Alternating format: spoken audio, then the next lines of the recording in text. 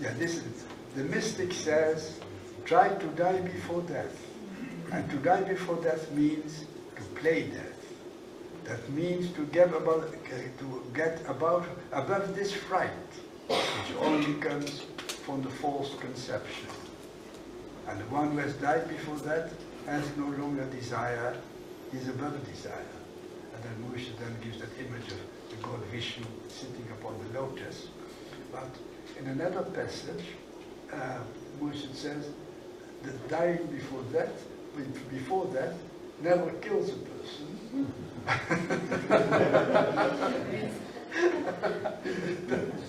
Never kills a person, because the one who is playing death is playing life at the same time.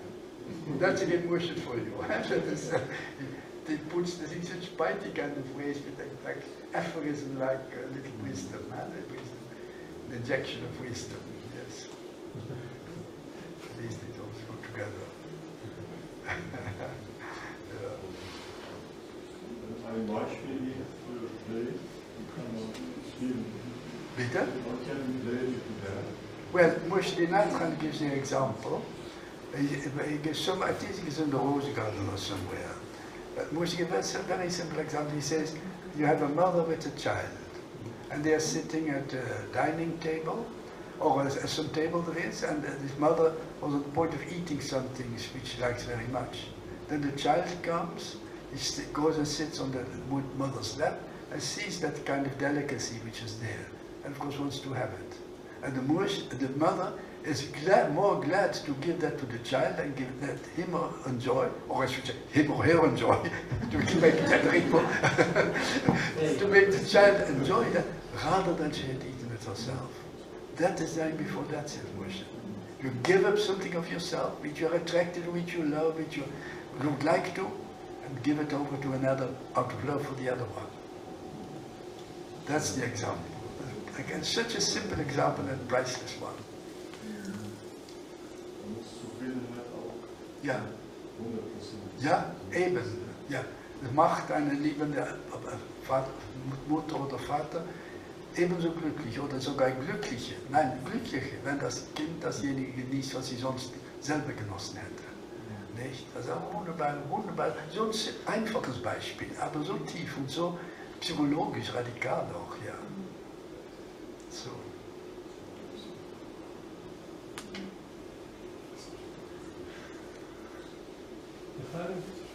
Könnte man auch seine innere Impulse, wenn man auch darüber hinausgehen könnte man das auch so nennen, dass man eigentlich stirbt, bevor man stirbt. Das heißt, es gibt so einen Disput und man möchte gerne Antwort, oder jemand hat ein schlechtes, someone says bad things and then we have impulse to give an answer. Not to answer could be also so. Absolutely, absolutely. That's one way of dying before death. A person says some disagreeable things to you, or things you don't like to hear or entertain or enter into. But then the wisest part, if somebody is aggressive, is not to react to that aggression. Because in that way you have that the person who speaks to you aggressively has a wound in himself. Because if he had not a wound in himself, he would not be aggressive to you. Psychologically,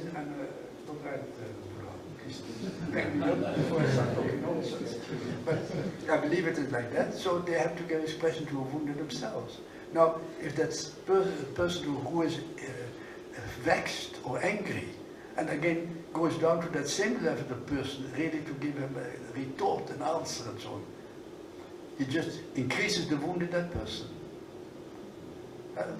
Instead of helping, he makes it worse. And not only he makes the other person worse, he makes himself worse. So what's the use? Instead of two people are wounded, and just for nothing. So, in that case, to be beyond reaction to anything aggressive or disagreeable and so on and so forth, whatever circumstances you want. I remember once, but that's again a story, sorry. Anyway, once we were traveling from Baroda to Delhi, and that was Unis and myself, and Zia and his wife Sultan. We were traveling, 4 of us.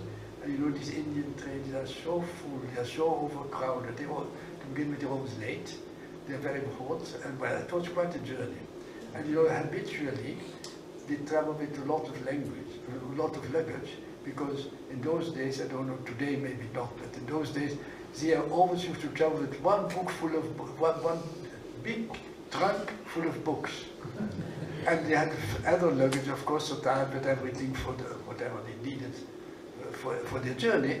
And so, where we were sitting, the coupe, there was, it was already full, there were a number of people sitting there. We got in our luggage and put it where we could put it on top. But that huge bookcase, that, what they call it, that valise with books, could not come into the compartment. So Zia put it in the hall, outside of the coupe. It was there, that little hall where you pass by, hesitate in the train. So he put it there. And then at a certain moment, again there was the next station, and a group of people again came in to overflow the train further. And there was one kind of aggressive person, and he hit, we were walking past the gangway, and we passed the corridor in the train. He hit that suitcase, and we became very angry. He said, "What is this? Now, there's so little place, it is so full, and now this huge kind of trunk standing there." And he started, like this, very abusively was talking. And Zia was sitting there, just on the seat there. He got up, very quietly. He said nothing at all. He removed the suitcase and just put it in front of his feet. It was a huge kind of thing, but he put it there. And this man was so surprised. It was a huge kind of Indian, I remember that very well. He was absolutely surprised. Of course, he expected that man would answer him back, and then a quarrel, and then you have to see who gets the upper in the quarrel. Mostly in that way, the Indians are like the French. As one Englishman always wrote, always have an argument, but all of them always manage to have the last words. Now, if that, the last word, if that applies in Europe, it certainly applies in India. Everybody manages the last word. But this man was flabbergasted, and he thought he has that kind of, well, that kind of outstanding, how do you call it, the kind of radiance, that kind of impressive kind of personality. And he just didn't see anything. He just put the cursor upside. So that was wisdom, huh? That control he had, and he always had it. It's unbelievable. If you think of these so-called golden and silver and all these rules, which now are taught as a moral preparation for the mystical life. That mystical life will be prepared by certain conditions, and the conditions in Buddhism and Hinduism are very, very strict. In Sufism, it simply is moral adequacy. People have to be trained morally and psychologically before they really are taught mysticism in a more advanced way. And so exactly these golden and silver, these rules, they prepare people in that moral control, moral discipline, which at the same time also means a psychological attunement that has already been together in classical Sufism, and you find it again in these rules of Inayat Khan.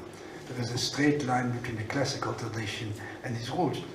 Now, the funny thing is, when it first was, again an anecdote, forgive me, when they were first published in the rules in Nevada, believe it or not, I found it so funny. First you get the golden rules, then the silver rules, then the copper rules, and then the iron rules. In that order. In other words, these people were thinking so hierarchically, that really, you know, the golden rules are everything. If you are not really good for them, oh, you got the silver ones. If you are still not good enough for them, so they had a kind of hierarchy of rules. Now, for God's sake, a hierarchy of rules, status, rules as a status. But there are, of course, things to be started from the iron and then going on, ultimately reaching the golden ones. But not that. I hope it has been revised in the newer editions. I'm not quite sure of that. I should have to check that. No, it hasn't. What? It's still that way. Nee, really? Nou ja, stel toch voor zeg. Thank you for this information. That's very, very instructive indeed. So, in other words, the rules as a hierarchy rather than as an educational system. Yeah, whatever you wish. But on the other hand, you must also say the first golden rule says it all. Because the first iron rule, in fact, says it all. And that you might say it might be the most advanced one, because the first iron rule is, make no false claims. However it might be meant, but we are making false claims all day long. The moment we say I, or I have, or I am, what false claim we are making? Are we on the Sufi path and claiming to be something like that? Well, there you are. So the iron rules might deserve being at the end. I'm not sure, but anyway, let's assume that. So, but how did I get to these rules now? I was going to say something else.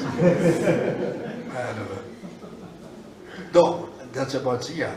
That I told him that wonderful composure he showed with,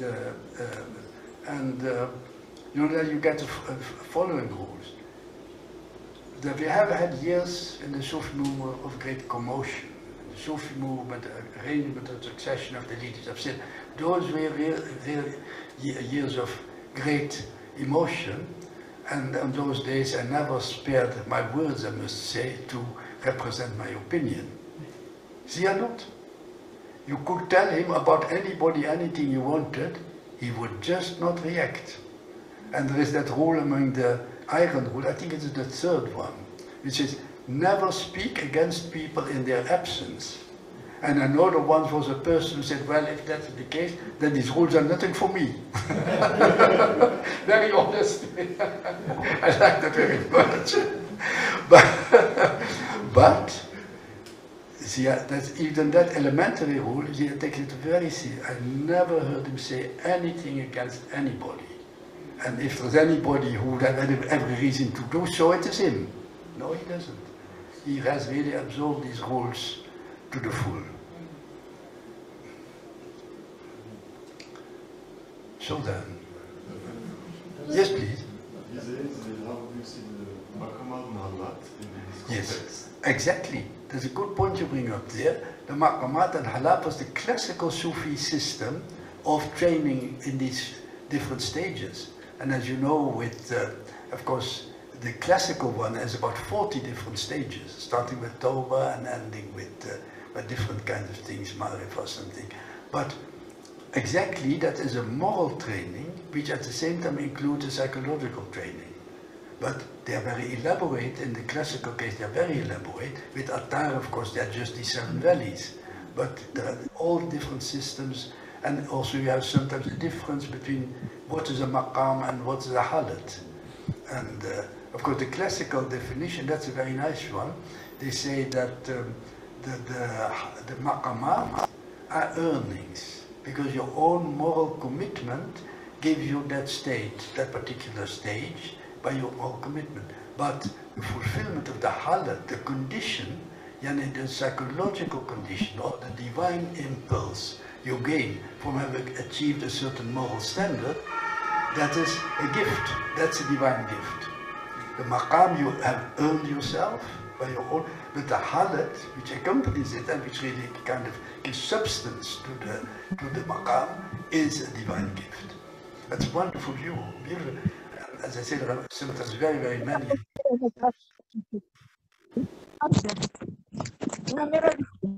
And you could say, very right, that you make this connection, that indeed these rules, these golden rules, which also aim at having that moral and psychological attunement for people who wish to go really have that same kind of focus as these maqamat and halat in the classical Sufi systems. Yes, that's a very, very good point.